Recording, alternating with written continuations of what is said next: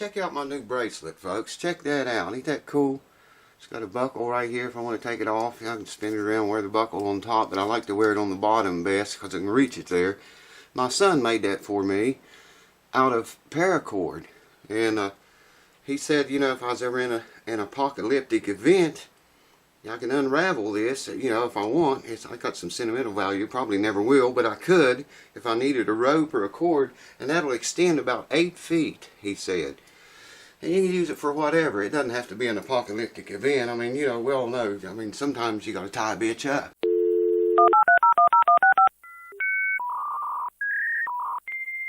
Well, welcome back again, folks. Still got the old Esteban guitar up here. I think the last time I left you off, we had put the bridge doctor in it, and the only thing I've done is came by here and tightened it just a little bit more. It's getting pretty tight, and it's flat. I mean, it took nearly all of the belly out of this thing. Maybe I can bring it over there and show you. If you remember what a belly it had before, yeah, I don't know if you can see that or not. I think you can. It's just dang near perfectly flat right now. And today we're going to put that abalone dot, so they're calling it in the directions. I'm going to put that abalone dot in there, string it back up and start setting it up. And I want to do some work on this nut. The nut action, first fret action's a bit high, so we're going to take them down. It's on every string. So let's do it. Now that dot should fit in that hole without any problems whatsoever. And then we'll run a little sandpaper over it, smooth it out if need be. One of the things, you got to glue that in. The directions say to glue it in. So what I did was, you know, if you get glue, that screw in, and you ever want to take that thing out or need to work on it, it's going to be glued in. You know, we don't want that. So I've got a tiny piece of wax paper in there over top of the screw, and I have put Teflon tape on the back side of this dot, so that shouldn't stick. The only thing that should stick is the outer portions of the dot itself. And I'm going to use a thick CA glue for this, and just a tiny little drop will serve our purpose. That was a bubble. There's another bubble. Getting bubbles, not glue. There comes the glue. Yes, sir. That's all it'll take right there. I want to get the Teflon tape side of the thing.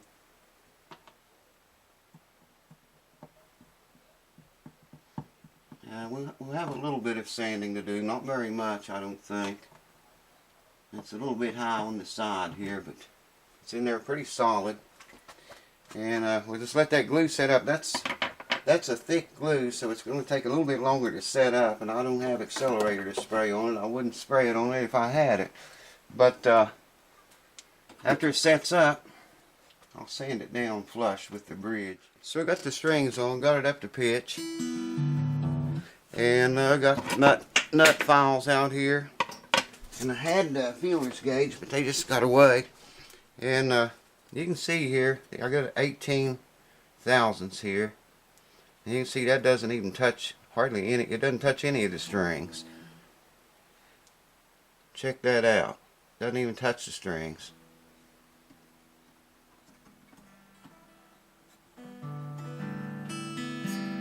So we're going to bring that nut action down. I'm going to start with this first one here, and I'll just show you what I'm doing.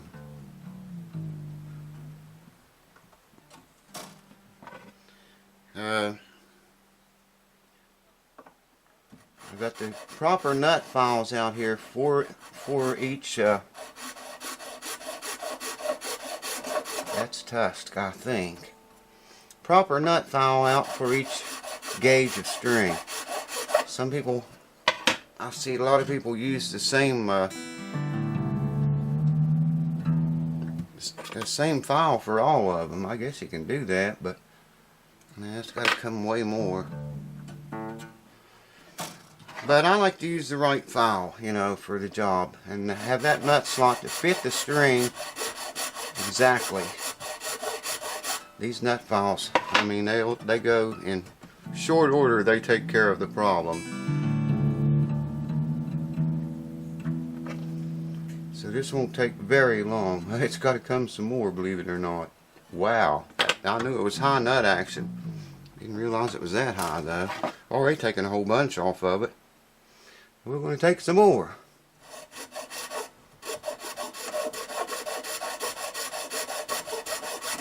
Like I say, these files are fast. You don't want to... The guitar should be up to pitch when you do this too. There we go. Perfect. Doesn't lift the string, it just goes under there, and that's all.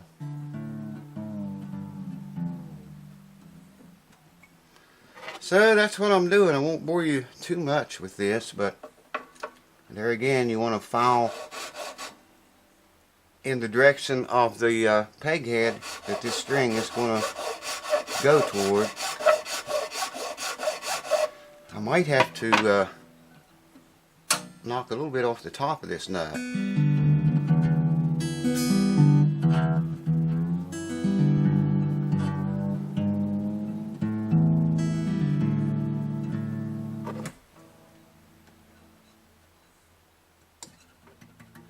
That's it. Anyways, I gotta get another file. I don't have the file out for this one. Anyways, that's what I'm doing. And then I'll take a file and just, when we take the strings off, before I put the new ones on, just knock the entire top off the nut so the strings doesn't set down in those slots like that. We can't have that. That'll never do. Okay, I'll show you here now. I've got them all 6 done. See, that just goes under there. It doesn't lift the strings. It does touch them, but it's not lifting them. See that? Perfectly filed nut. I gotta knock the top of it off a little bit, but that's no biggie. Now we need to check neck relief and start setting the action with these old strings. So hold on, I'll line you up for that. And y'all know we like to see 12 thousandths neck relief. That's just a good number. That gives the strings plenty of room to move and vibrate without buzzing. Let's see, 5, 6, 7. I'm going to note the thing. Truss rod, I'm going to note it on the 17th fret. And we're going to check, let's make sure I have a 12 here. I do. Check here. Oh man, that's pretty good. Lifts the string a little bit.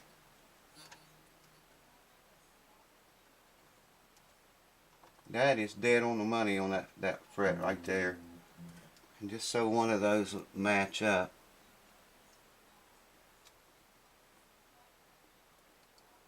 Dead on the money on all 3 of those. That just goes under there and touches the string a little bit. I'm going to leave that alone, the truss rod, because we still got to set the action back here. So let's read it and get geared up for that. Now we want to measure this action in thousandths right now. Boy, it's high too.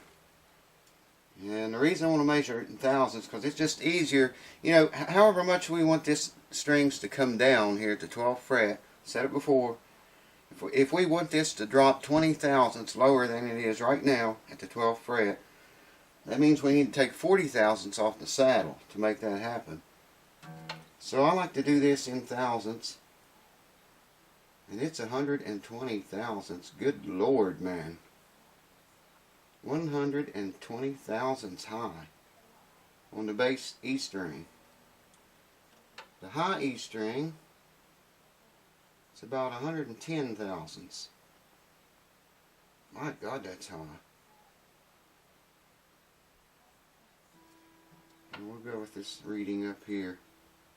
120, right on the money. We'd like to see that down to about 80 thousandths. That's a difference of 40 thousandths, folks. That means we're going to have to take 80 thousandths off of the saddle, and I don't think we've got that much. I don't think so.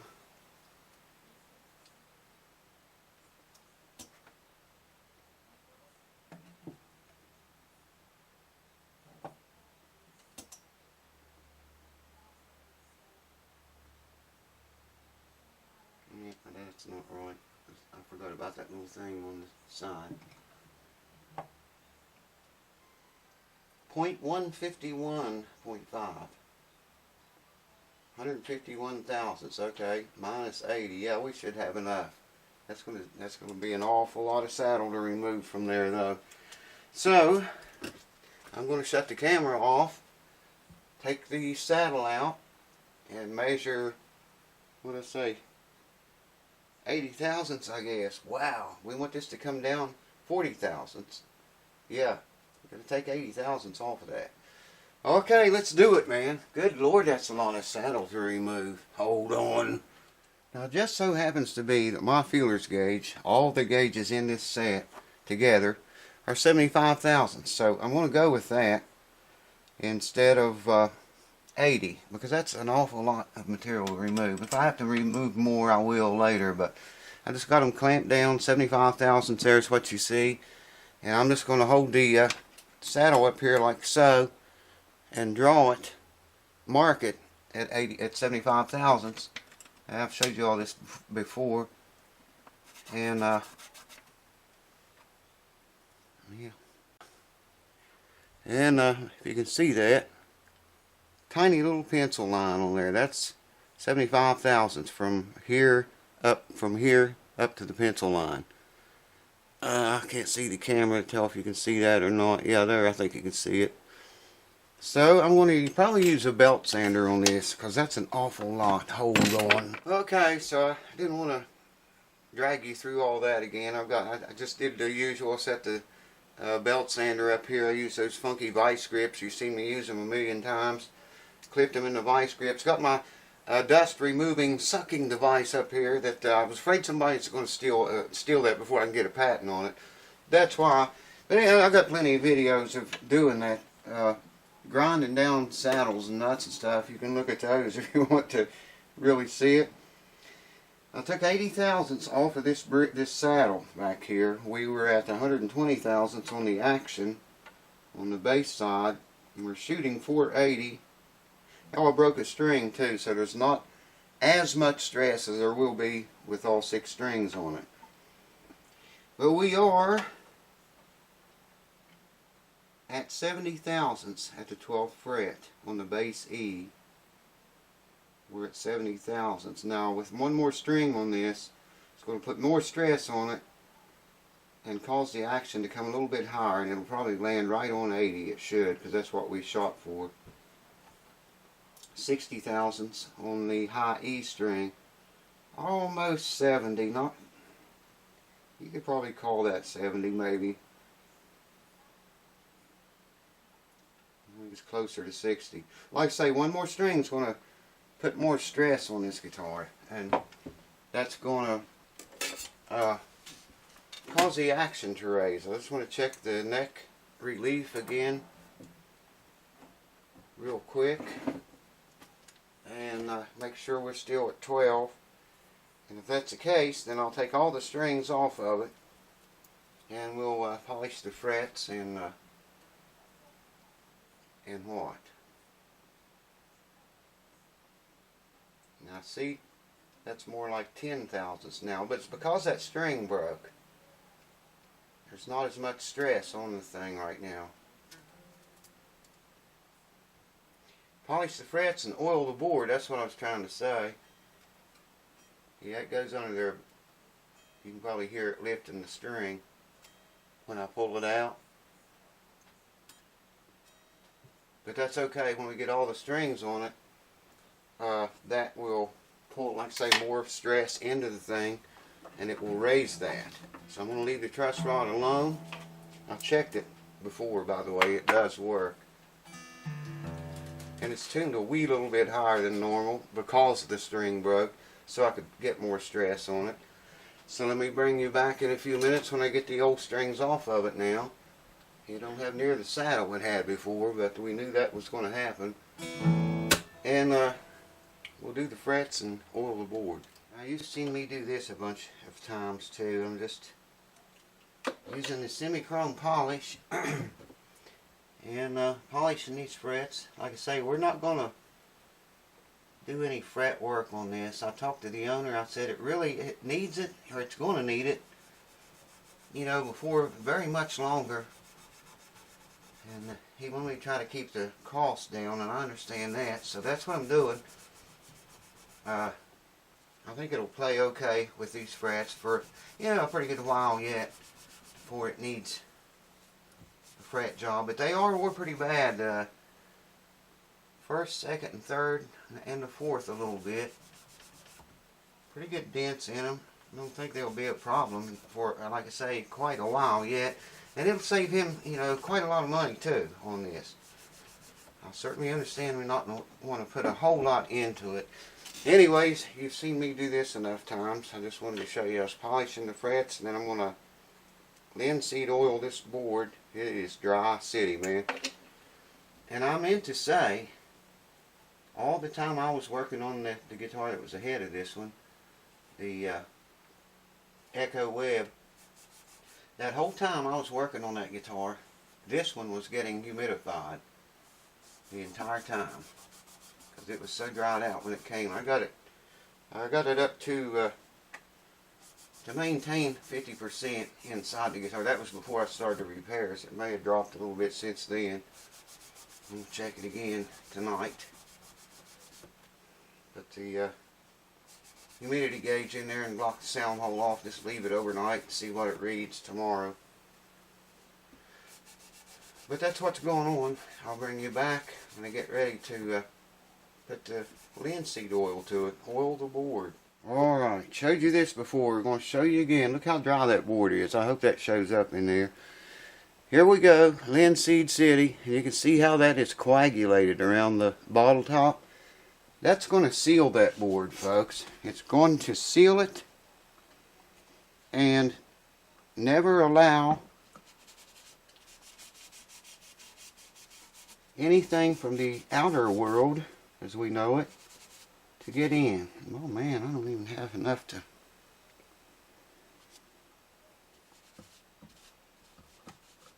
Be very careful and not spill the linseed oil. Linseed oil. I'm going to rub it on. Leave it for I like to leave it from 3 to 5 minutes. And rub it off. And dispose of your towels very smartly. This stuff spontaneously combusts. I read that on the bottle, didn't believe it. And a lot of you guys pointed out and even sent me links to videos of people that had did it, made it happen. So I'm a believer now. And I dispose of my towels very carefully. Funny, now that I know how it works, I can actually feel heat through this as I'm rubbing this on here. Feel a tiny bit of heat through the towel.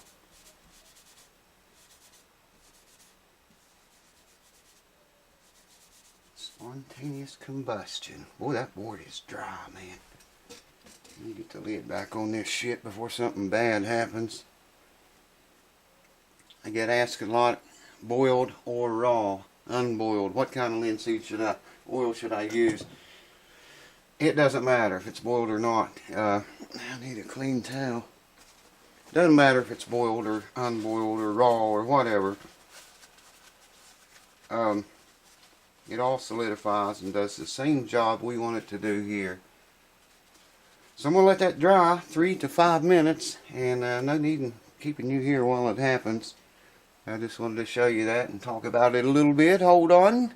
So I kind of figured on wrapping this thing up on this video, but I don't know how long the video's going there again. So I'm going to do one more video. On the next video, it's already basically set up.